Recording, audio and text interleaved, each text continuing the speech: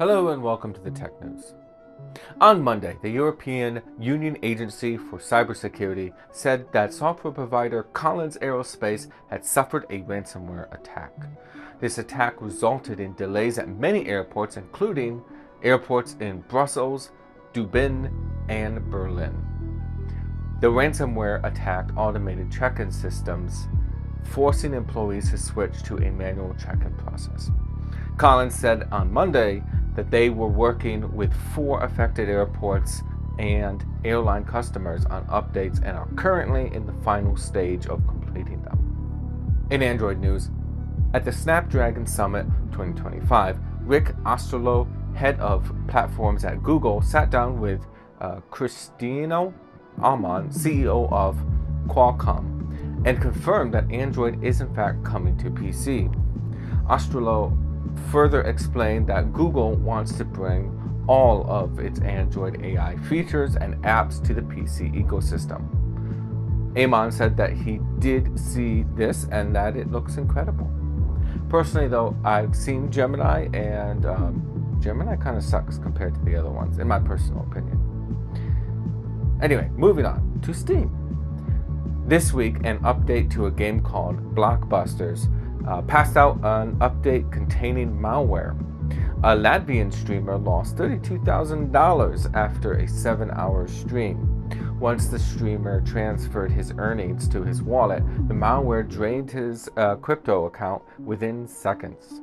The game is no longer on Steam and has been flagged as malicious by SteamDB, an independent archiving website. In Microsoft news, October 14th is the official end of life for Windows 10. This will leave many users unable to safely use their OS unless they do one of a few things. They can pay $30 for extended security updates, that lasts just 1 year. They can enable Windows Cloud Backup, or they can redeem 1,000 Microsoft reward points. This week, Microsoft had announced that Windows backup will no longer be required in the EEA, but you will still need to sign into a Microsoft account once every 60 days. This news came after the Euroconsumer sent a sternly worded letter to Microsoft stating that they might be in violation of the strict technology laws of the EU. The reason comes down to the 5 GB of free storage that you get with OneDrive, but if a user has more storage than that, they would have to pay for more. Intel has made it back in the news again, and it has been reported that Intel has approached Apple about securing an investment. This comes days after the Nvidia investment announcement, causing a leap in Intel stock. The transcript between Jim Cramer and Tim Cook on MSNBC says that, sure, competition is very good for the foundry business if we'd love to see Intel come back. And last on the news docket this week, we have Amazon. Amazon has agreed to settle a lawsuit over allegations that it tricked consumers into signing up for Prime, then making it hard to cancel. The total amount of the settlement is $1.5 billion. In the court documents, you can find reference to something called the Iliad Flow in describing the cancellation process, which is fitting since the Iliad Flow is as long and arduous path. But if you want the quote, here it is.